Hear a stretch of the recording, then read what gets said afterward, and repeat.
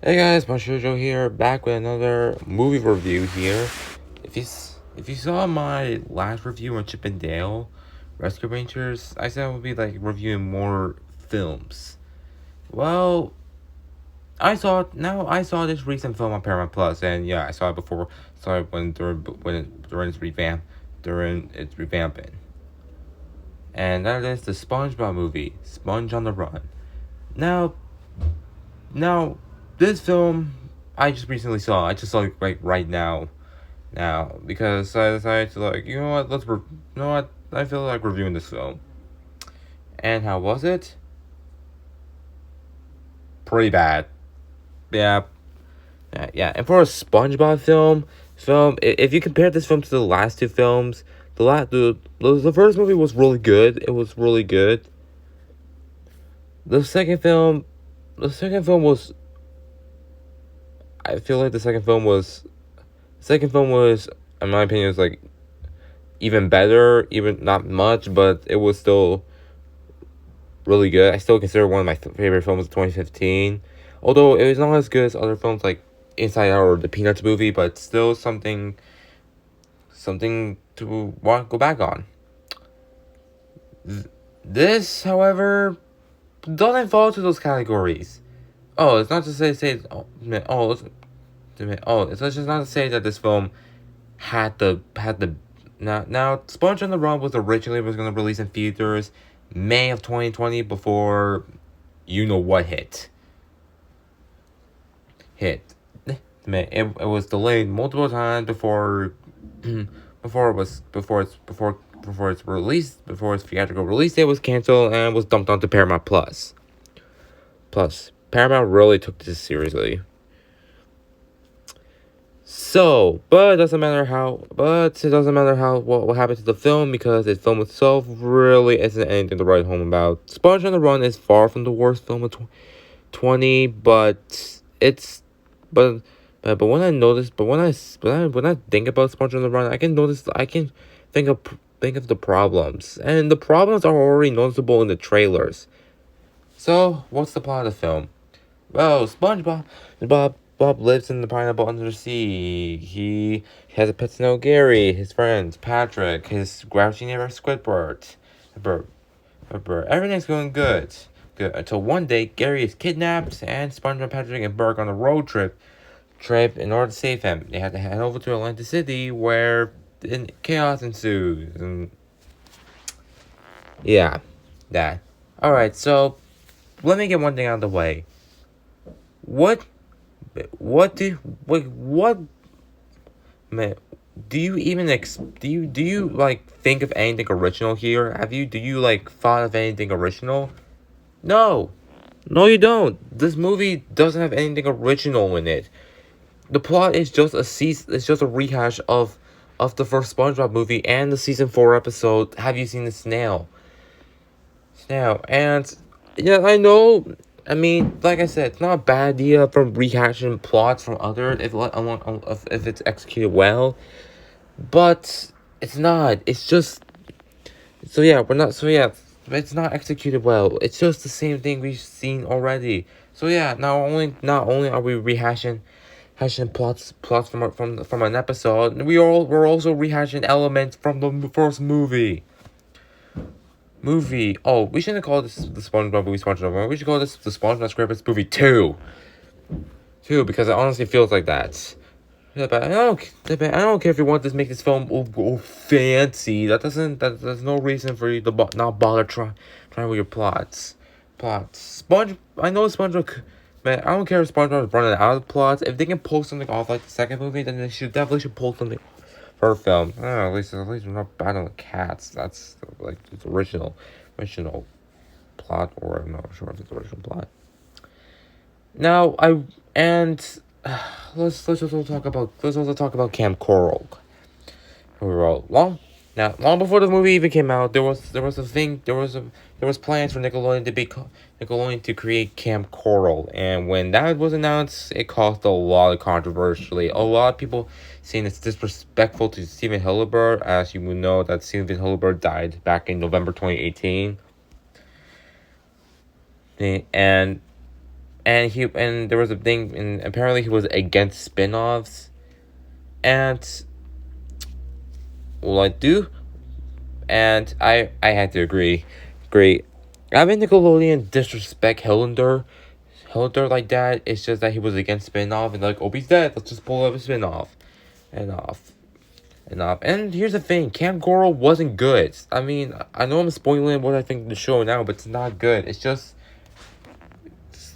little SpongeBob and his friends going on adventures, and no, it's just not good. Good. In fact, I even think the show is worse than the movie because it just felt really unnecessary to pull a spin-off. And I know it's going back to SpongeBob's childhood years, but they could have done that for an episode of the show. But back into the movie. But yeah, there's scenes of Camp Coral, and this is where, and I will admit the Camp Coral stuff about how the characters meet are pretty cute, but it doesn't help that they're bland as well. It's about the fact that there's two scenes that are really that I honestly call bull crap on them.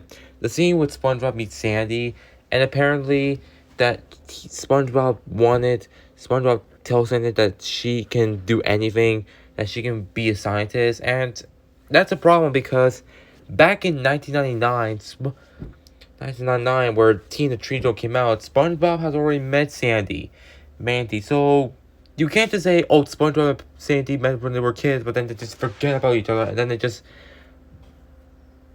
no. And then the other scene where SpongeBob and Mr. Krabs, where SpongeBob tells Mr. Krabs to open the restaurant, even though the Krusty Krab was opened when SpongeBob was growing lad. I don't seriously. This movie just says, oh, screw. It just say screw you to like Tea the Tree Dome, and I don't know. It's just say, forget that orange story back in Tea the Tree Dome. We focus on this story because it's more charming. It's more charming and emotional, and no, it's not bad. And I will admit this. I mean but Sponge on the Run just honestly feels like it's just disrespecting elements that have already been done just for this fancy new movie. I mean, aside from the animation being really great, I mean, the animation is amazing. I think it's kind of a big step up from the second film. Sponge on the Run is nothing to like write home about, but it's rehashing. It's just the film rehashes plots from an episode and the first movie, disrespects some of the episodes, and in a way just to promote Camp Coral, and oh yeah, man, and oh yeah, let's also have the movie just forget about the whole Finding Gary plot in terms of just having SpongeBob Patrick go to Atlantis, because we haven't seen if people haven't seen the first movie, they'll definitely see SpongeBob Patrick go to Atlantis, even though that Atlantis is just crummy and just no, this Atlantis is fancy and all that stuff. Look, I know I'm getting a little like angry, but I mean, what more can I say? Sponge on the Run. I mean, it's not one. I mean, yeah, it's definitely one of Nickelodeon's worst films of all time. I mean, it's not. I mean, Sponge on the Run is not one of the worst films of 2020. As far as I can know, but it's definitely one of the weakest films of 2020, even though it's not one of the worst. But like I said, even though there's a lot of problems with the film, I will say that I can't really blame the film for trying to I can't really blame the film because I mean when you're a show that's been going on for long as SpongeBob, it's bound to run out of ideas. But that honestly that's not an excuse for not even trying. So that's all I can say about Sponge on the Run. And so what are my thoughts on the film? This film is a 4 out of 10. It was originally going to be a 3 out of 10, but honestly, I can't really help that. But the animation that kind of like saves it for me. But as we all know, animation does not save horrible films. And while Sponge on the Run, like I said, it's not horrible. It's though a bad film.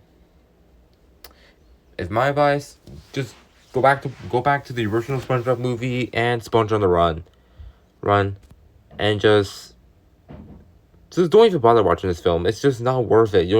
If you already seen the SpongeBob SquarePants movie back in 2004, then you pretty much already saw this film.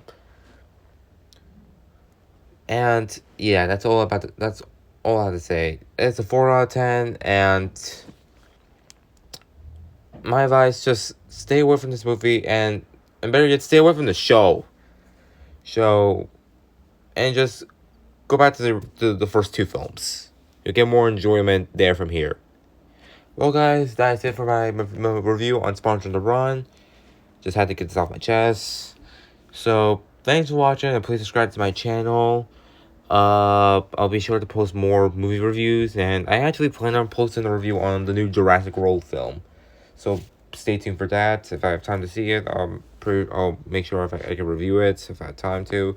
But anyways, thanks for watching. Please subscribe to the channel, and we'll see you next time. Bye.